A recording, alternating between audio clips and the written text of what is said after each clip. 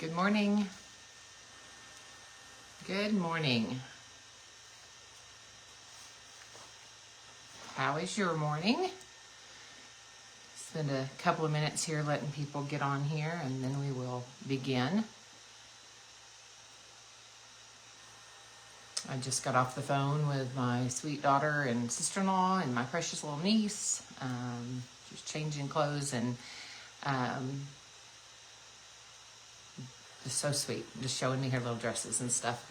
I just pray that we all become women that are thankful for what we have in front of us and not looking back to what we don't have. That is something that I am working really hard on, and I know that it is possible. Paul said in Philippians 4 that he knows what it is to be in want, and he knows what it is to be in plenty, and through all of that he's learned to be content, and through all things he can do all things through Christ, which is one of the hardest things to do, is be content. So I'm working on contentment, and that will be part of our lesson today. Being content is something we all probably at one time or other are working on. Good morning. Good morning, Carrie. Good morning, Marilyn. Good morning, Rachel. Hello, friend. Good to see you ladies here. I'm just kind of talking, getting ready for us to study, waiting for a couple of people to hop on here.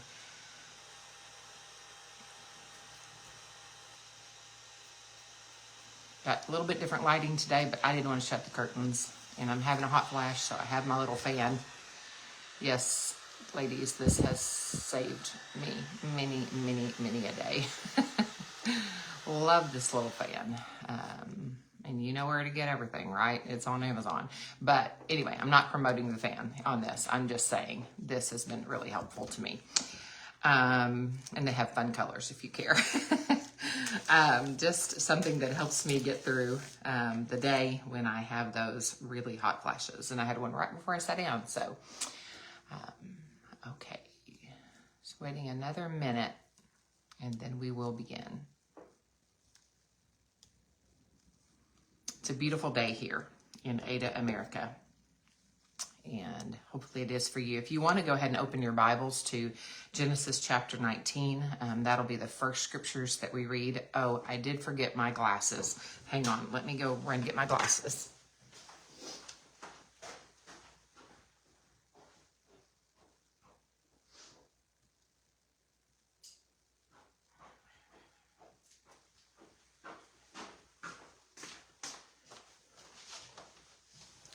Okay, got my glasses. We will be in Genesis 19 to begin today. But today, the lady that we're going to talk about is Lot's wife. So, what do we know about Lot's wife? Not a whole lot, but, which I cracked myself up when I would say not a lot. Lot's wife, we don't know much about her. We know that she was a wife. We do know that she was a mother.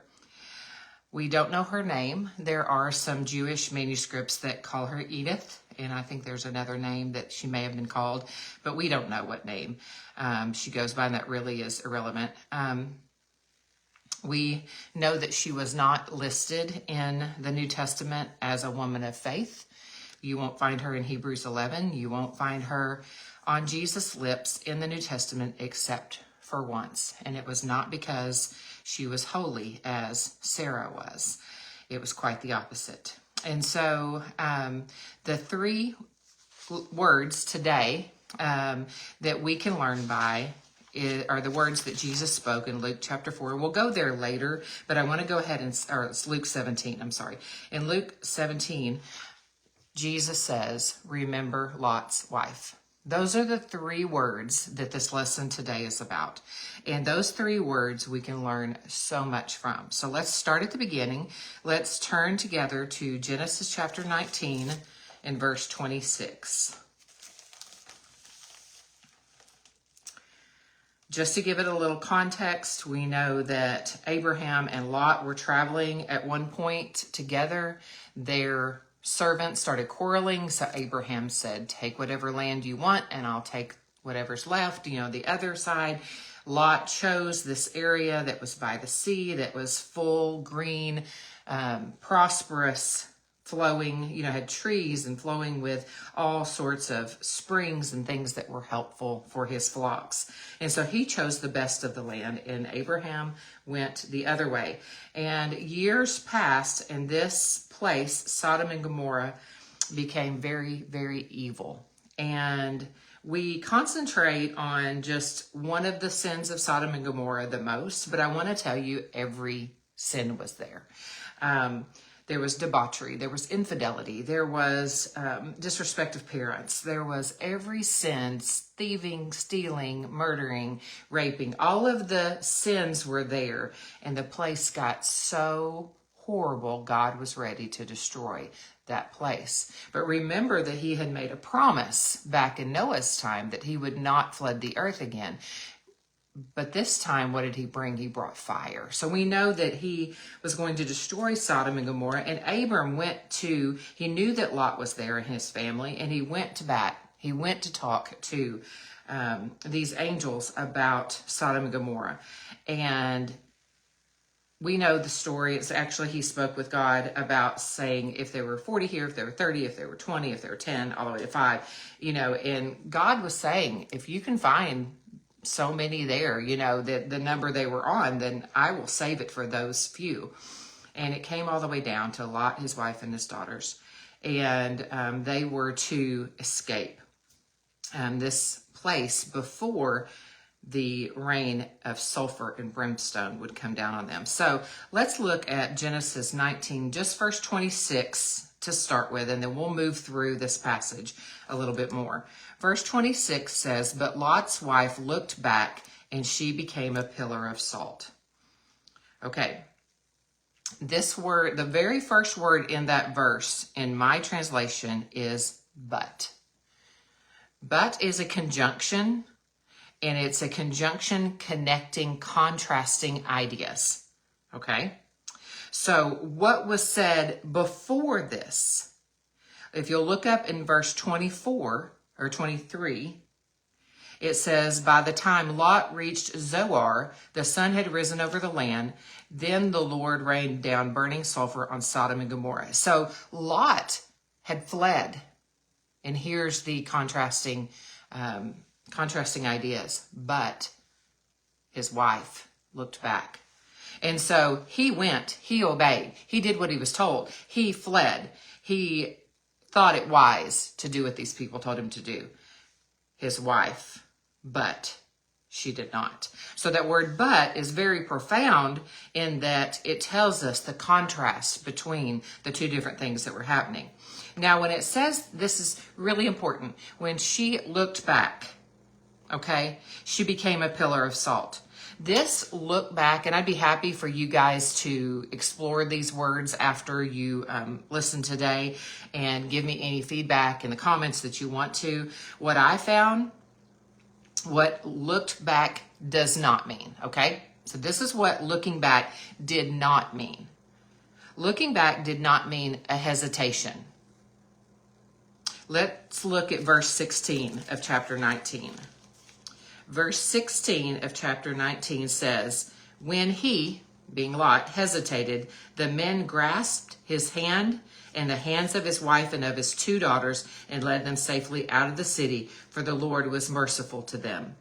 So we know that when Lot's wife looked back, it wasn't just a hesitation, because the hesitation was overcome here in verse 16 by the men, the angels that were leading them out of the city. And so looking back was not a hesitation. Let's look actually up a little bit in verse 14, and we know that looking back was not a joke. If we look at verse 14, it says, "So Lot went out and spoke to his sons-in-law who were pledged to marry his daughters. He said, 'Hurry and get out of this place, because the Lord is about to destroy the city.' But his sons-in-law thought he was joking." So when she turned and looked back, it was not a joke. And number 3, the thing that her looking back was it was not obedience. Look at verse 17. "As soon as they had brought them out, one of them said, Flee for your lives. Don't look back and don't stop anywhere in the plain. Flee to the mountains or you will be swept away. Okay, so he's telling them to flee. And she did not do that. So her looking back was not fleeing, was not a quick, hasty, get out of here, flee. Okay, so now let's look what looking back did mean. The first thing that I have written here, looking back does mean slowing down when the orders were to flee and to run. Slowing down, looking back was slowing down the orders to run, flee. So in other words, she changed it from running and fleeing to edging her way. We don't know exactly how it happened, but her looking back did not help her run and flee. The way that I think about this is if you're in a race, and I ran track for many years in high school, and whenever if you ever looked back, what happened? First of all, you took the chance of stumbling because your equilibrium, your weight shift, everything that you have, your momentum that's going forward, if you look back, then you actually halt some of that momentum, and that can confuse your muscles when you're trying to move forward. Also, if I'm looking back, it causes me to be slower. That's one thing that they taught us in sprinting is never look back. And you think about it, God put our eyes on the front of our head, not on the back. Even though we say we moms have eyes on the back of our head, really, that's just intuition. That's not actual eyes. We're not supposed to run backwards. We're supposed to run forward. So anytime that we are running forward and we are reaching a goal, then if we look back, that will slow us down. That's the first point. The second point about what looking back was, it was disobedience. Plain and simple, yet very profound. She disobeyed. She was told how to get out of there. She was told what was best for her next move, but yet she disobeyed. And number 3, what else does looking back mean? In Hebrew, in the original language, it means to show regard to, favor, care, with pleasure or delight. To look at with pleasure, to look at one's, if you're looking at somebody's eyes as they leave and you're kind of hanging on to that gaze, that's the type of gaze that she had. So what her looking back was a longing, was a admiration. There was some part of her that did not want to leave where she was at. And even some translations and even some commentators take it as far in the Hebrew to say that it could have even meant that she went back. A lot of us, and I know being raised in the church, that a lot of times we take things just, right where they are, where day 1 was this day 2, day 3. And sometimes we don't factor in that there could be time there. So when it says she looked back, it could mean that the minute she turned her head, that she turned into salt. It could mean that she stopped and gazed and turned to salt. It could mean that she ran back. It could mean, any of those things. It really doesn't matter where her body's location was. The thing was the posture of her heart. That's what God cared about. Not really the posture of her body, but her looking back showed the posture of her heart.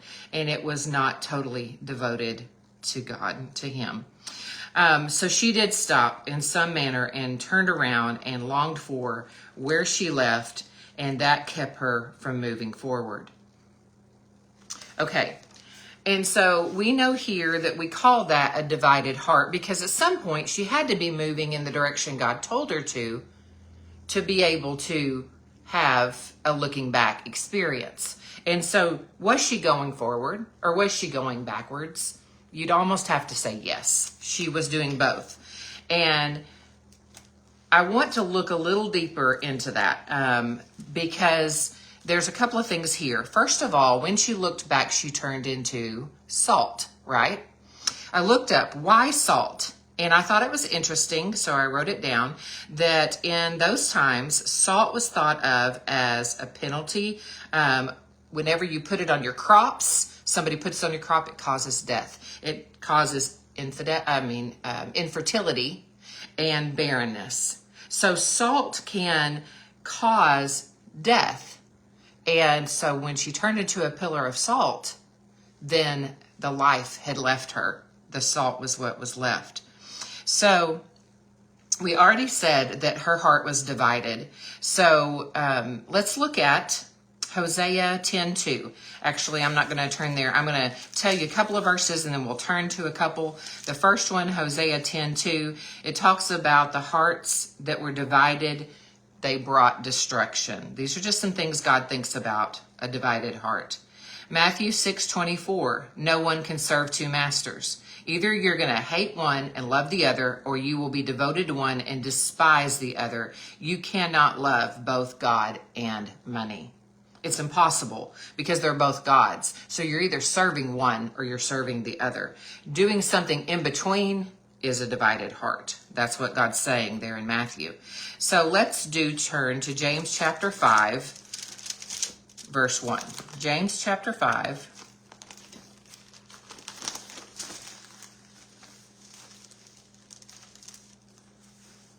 Go in there with you. James chapter 5 and verse 1.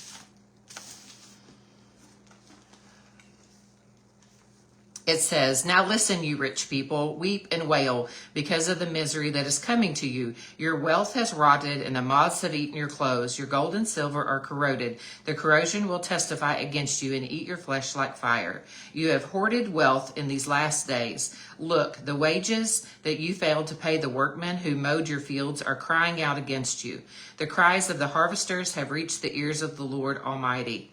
You have lived on earth in luxury and self-indulgence. You have fattened yourself in the day of slaughter. You have condemned and murdered innocent men who are not opposing you.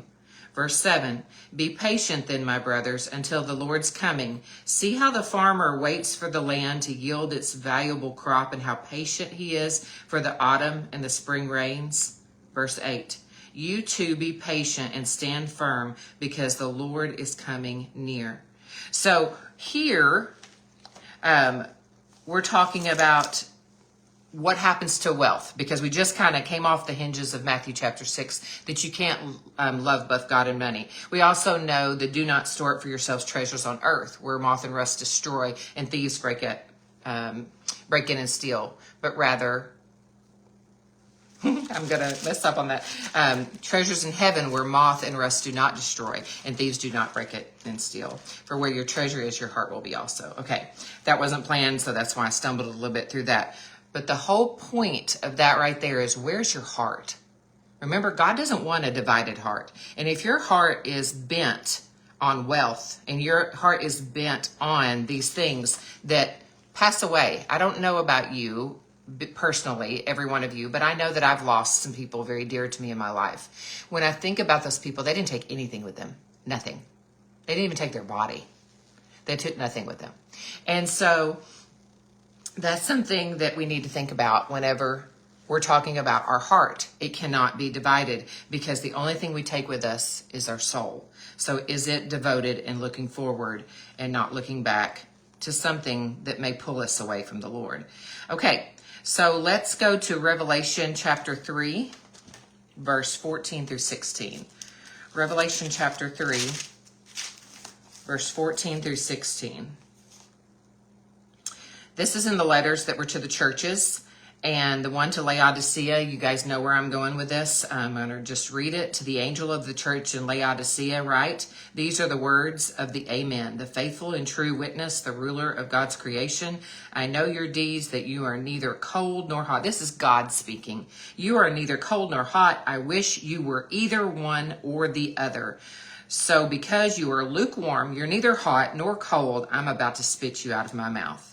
You say, I'm rich, I have acquired wealth, and do not need a thing.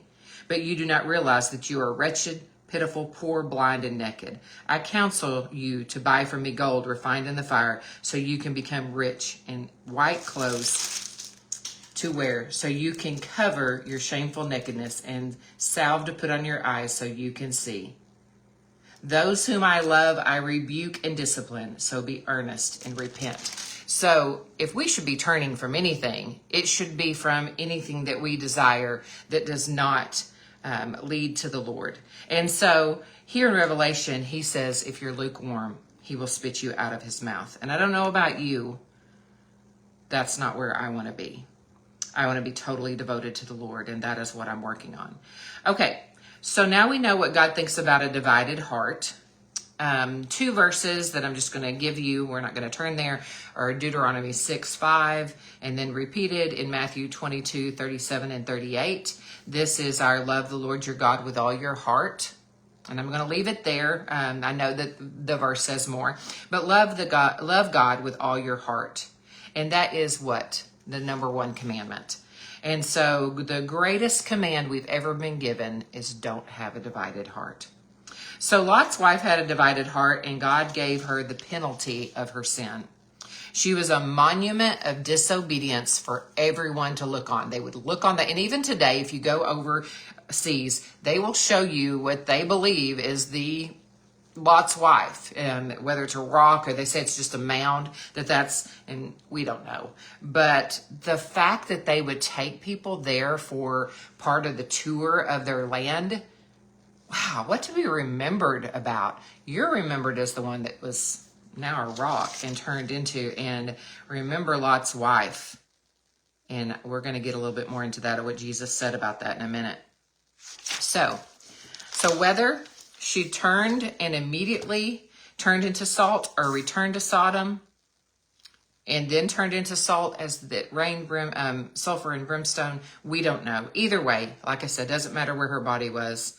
The same destruction she met was the destruction that Sodom met. So what does this teach us today? So we've heard the story. We know what happened, the amount that was given to us. Let's apply it to what we're dealing with today. Number 1, love God with all your heart. Do not be divided in your loyalty. And then James chapter 1 says, do not merely listen to the word, but do what it says. Okay? So what that means is, and this is being heart divided, this is going to be lukewarm. These are some examples. So Friday night, you go to a sports bar and you drink, and you maybe cuss, and maybe do some things that you probably move your body in a way that you shouldn't. And then you show up at church on Sunday morning and pretend that that's not who you are. That's a heart divided. Maybe it's infidelity. Maybe you are flirting with somebody online, maybe at work. And then when you come home, you act devoted to your husband. Partial obedience is disobedience. There's no other way. That's one thing that I think Satan really tries to do, is make us believe that there's this huge gray area, and that fence is really not so bad. We can actually be on that fence. But the truth is, being on that fence is being lukewarm, and wherever you're on it is wrong. And I remember hearing once that the devil doesn't care if you sit on the fence, because he owns the fence. So in other words, you're either devoted to God, or you're on the fence and disobedient, or over on the other side of the fence and disobedient. It's all disobedience.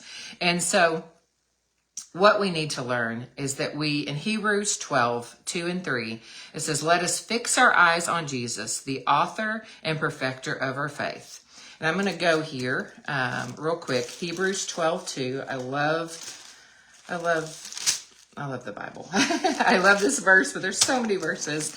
But here, let us fix, let me just back up. Therefore, since we are surrounded by a great cloud of witnesses, let us throw off everything that hinders. In other words, there's going to be some things in your life that hinder you from going forward. I don't agree with all of the clothes that our athletes wear, and they do it in the excuse of they run faster if they're basically wearing no clothes. But what that idea is something that's holding them back. And so when I say, let's throw off everything, I'm not saying clothes. Anything that hinders us from propelling forward. What are you dragging behind you? What are you pulling behind you? Is it a way that you have to look, something you have to have, a place you want to go, a relationship?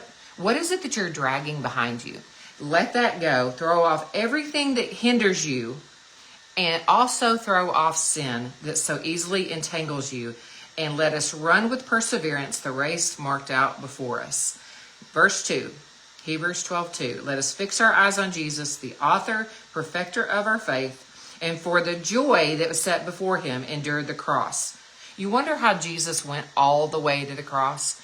If you ever really slow down and try to be as much as you can be in the garden with Jesus, his agony, his sweats that were like drops of blood, the prayers that he cried out to his Father. And then he would go back and his best friends were sleeping. Like the worst thing in the world, the worst pain he was about to suffer wasn't even happening. He was alone. He was rejected. He was about to walk that walk to Gethsemane. How did he do that? Right there. For the joy set before him. He had a goal. And his goal was heaven. And he endured the cross, scorned its shame. And what is he? Where is he now? He sat down at the right hand of the throne of God, where he deserves to be. Consider him who endured such opposition from sinful men, so that you will not grow weary and lose heart.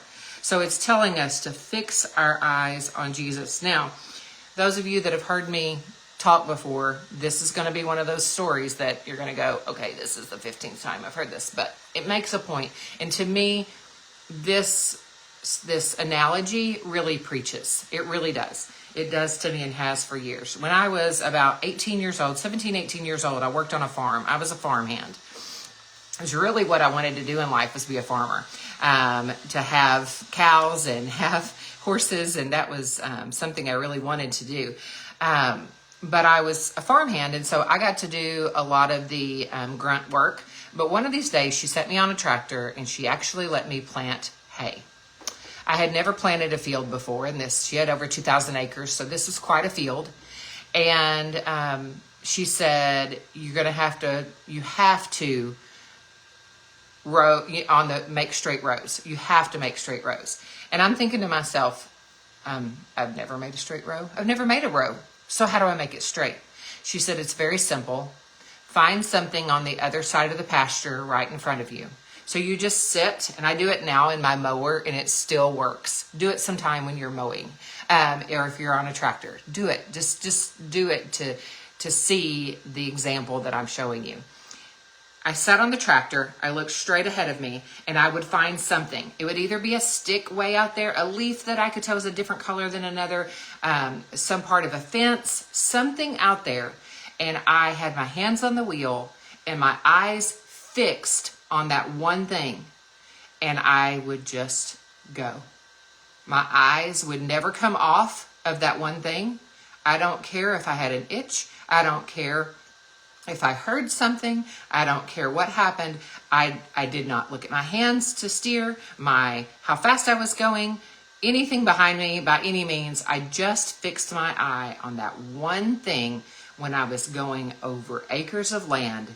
And when I got there, I turned around and my row was perfectly straight. Perfectly straight. Not because of what I did as far as in my own power, but because I fixed my eyes where my teacher told me to fix my eyes. Then my path was straight. So now as I have mowed the yard, I've tried it out because, it's one thing to plant a row on somebody else's property where they sell hay commercially and get the row messed up. It's another thing in my backyard to make a crooked row that I can fix. So I tried. I have tried to just mow a straight line on my own. I thought, this feels right. I think I'm doing it right. I think I'm holding myself still enough. I can feel it. I'm doing it right. And if I look behind me, it goes, as crooked as a dog's hind leg, as my mother would always say. Crooked as a dog's hind leg. Wasn't straight. So then I would turn around in another section and find something on the other side of the pasture. Even if I'm not going all the way to it, I still mow straight toward it. And when I get to my stopping spot, look back and it's straight. Ladies, that is what Jesus and the Lord God ask us to do, is to fix our eyes on Jesus and he will make our paths straight. It's that Proverbs 3, 5, and 6. Trust in the Lord with all your heart and lean not on your own understanding. In all your ways acknowledge him, and I mess up the end of the verse every time, and I have to look it up because I do not want to misquote. Proverbs 3. I'm glad you guys love me, because this is never going to be a perfect Bible study. Trust in the Lord with all your heart. Lean not on your own understanding. In all your ways acknowledge him, and he will make your paths straight. Yeah. Okay. He will make your paths straight. Okay, so number 3. We've had 2 points so far. Love God with all your heart. And number 2, looking back gets you stuck. Just think about that. As you look back, if you're looking back, you're getting stuck because you're not moving forward. Number 3, flee from evil. Escape temptation, which means don't linger around with sinful influences. James 4:7 says, resist the devil and he will flee from you. 2 Timothy 2:22, we're supposed to flee youthful passions, which means whether you're a youth or you have youthful passions, it's to all of us. Flee from youthful passions. Psalms 37:27, depart from evil and do good. 1 Thessalonians 5:22, abstain from every form of evil. And there are a plethora more of verses that tell us how to flee, get away, resist evil. The point is, when we flee evil, we are not compromising. Compromising is disobedience. Lot's wife compromised her loyalty, and she died because of it. Number 4 point. Let's go to Luke chapter 17. Here's where we're going to listen to Jesus talk to us about Lot's wife. Luke chapter 17. What's happening right now, so I put you in context, Jesus is talking to his disciples about what the end of time will be like. So when he comes back, he is telling them what it will be like. And he gives a couple of examples. Starting in verse 20, he says, the time is coming, verse 22, when you will long to see one of the days of the Son of Man, but you will not see it. Men will tell you, there he is, here he is. Do not go running after him, for the Son of Man in his days will be like lightning. Okay, it's going to be sudden, ladies. It's going to be sudden. And it says, which flashes and lights up the sky, one end to the other. But first he must suffer. He's telling his disciples what he has to go through first before he comes back. He's going to be rejected by this generation. And then he says in verse 26, it's going to be like in the days of Noah. People were eating, drinking, marrying, and being given in marriage, and instantly the flood came. It was instant. It was same, here we are, in verse 28, in the days of Lot, people were eating and drinking, buying, selling, planting and building, but the day Lot left Sodom, fire and sulfur rained down from heaven and destroyed them all. It will be like this on the day the Son of Man is revealed. On that day, no one who is on the roof of his house with his goods inside should go down to get them. Likewise, no one in the field should go back for anything. Here it is. Here is the second shortest verse in the whole entire Bible. Remember Lot's wife. Whoever tries to keep his life will lose it, and whoever loses his life will preserve it. So here we learn, our 4th point is those 3 words. Remember Lot's wife. We must prepare and set our faces forward to Jesus. So, you need to ask yourself, is there anything that you might be hanging on to a little too tightly? Now, when I do these lessons, I want you to understand that everything that we talk about is a process. You're not going to wake up one day and just instantly be doing these things the way that you should be doing them. If it's a struggle for you, sometimes certain things aren't a struggle. There are certain sins that I don't struggle with at all. And then there's these other sins that I do struggle with. So for me to walk away from the ones I don't struggle with, doesn't take much of my character. But for me to walk away from the sins that tempt me, that's where my character is refined. And so you have to understand that little by little, we look more like the Savior. Little by little. But we have to have a resolve in our heart. And I'm going to put this word that I used earlier in the lesson back here. The posture of our heart. So think about it. What is the posture? And if you don't know what the posture of your heart is, ask the Lord. Ask the Spirit to help you understand. What is the posture of my heart?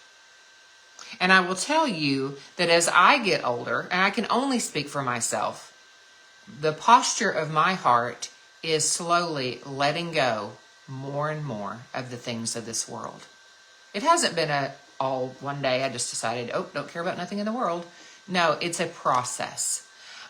When my mom was passing, and this is the month she passed on the 20th, actually 7 minutes into the 20th, 12:07 at night on the 19th. And before she died, there was a song that the Lord just kept allowing my mind to go to, and it was, the things of this world will grow strangely dim in the light of his glory and grace. And I will tell you, I've not gone through my transition to, obviously I'm still here. My mom was going through transition from this life to the next life. And whenever she would think about the things of this world, she just didn't care about them anymore. And I can remember her sitting at this very table, and she and my husband liked to joke a lot. They would just say little things kind of neat at each other, and they loved each other. And I remember he said something, and she normally would have cackled. She didn't laugh. She didn't say anything. And it wasn't because it wasn't funny or she was mad or anything like that. She was starting her transition. I have many of these little moments where I watched her. She sat on our back porch the day before she died, and she looked out into the pasture. And some of you may remember me saying this. I sat there and I could just see this gaze in her eyes. And I wondered what she was thinking, but it felt sacred what she was. And so I didn't ask her. I just didn't ask her. I felt like she was transitioning, and I could tell that she was saying goodbye one at a time to the things that she loved dearly. That right there is, as glory was right around the corner, things of this world. And I tell you, sisters, my mama didn't look back. She didn't look back no matter who was there. She loved her kids and her grandkids like crazy, but not more than she loved Jesus. And as she was there transitioning, she did not look back. She wouldn't have looked back.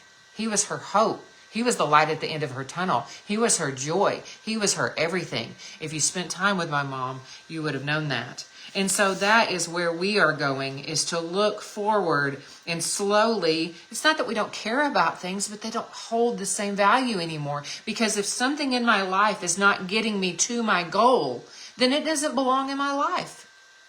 Period. My goal is heaven.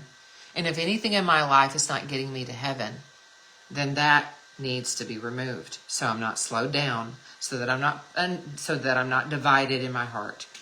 So Psalms 86:11. This is our last point. No, yes, number 5. This is our last point. I put number 4 on it again, but it's number 5. Psalms 86:11, and we will be done for the day. Psalms 86:11. Let's go there.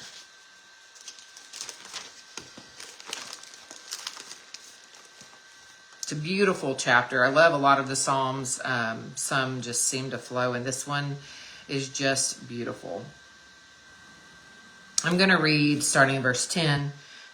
This is David in a prayer to the Lord. In verse 10, he says, "For you are great and do marvelous deeds. You alone are God. Teach me your way, Lord, and I will walk in your truth. Give me an undivided heart that I may fear your name. I will praise you, O Lord my God, with all my heart. I will glorify your name forever, for great is your love toward me, and you have delivered me from the depths of the grave." Ladies, we are all headed in the same direction that Lot's wife is if our heart is divided. So maybe Simplistically, all you need to do today is pray this right here as your prayer. Verse 11, teach me your way, O Lord. I will walk in your truth. Give me an undivided heart that I may fear your name. Maybe that's all it is. Because maybe you don't understand how your heart's divided. Maybe you don't even understand what it means to have a divided heart. That's okay. No matter where you're at, you take this prayer right here and just say, God, show me. Because already, if you have the posture to ask God to show you, that's the posture he's looking for. Because you're looking to him for the answers. You're looking to him for the answer to your life. That is beautiful. And ladies, I encourage you to look to the Lord. So our fifth point, what are we doing? There's 4 little subpoints to our fifth. We trust God. We love God. We fear God. And we have an undivided heart of devotion to God. Trust God, love God, fear God, and be devoted to God. Okay? Though that is our last point. So ladies, those 3 words, and it's a little bit shorter lesson today, but that's okay. It was a really short verse. Remember Lot's wife. If you don't know more about having a divided heart and you want to talk to someone, I would love to have that conversation with you. I have a couple of ladies that every week we sit down just like this, but yet FaceTime and have Bible studies and talk, and we get deeper into what we're talking about. If you would like to do that with me, if you would like to just explore this together, and let's just, put our sweats on, grab our coffee, and just kind of dig through some of this together, that is, of course, my love. I love that. So let me know, and I will do that with you. If you have any comments about what we've talked about, points that I missed, things that to add to what I've said, I would love to hear them. Just put them in the comments below. But ladies, love you. If nothing else, just think today, Lord, move me forward. Just one step, move me forward, and help me to fix my eyes on you and not look back. Thanks, ladies. Have a blessed day.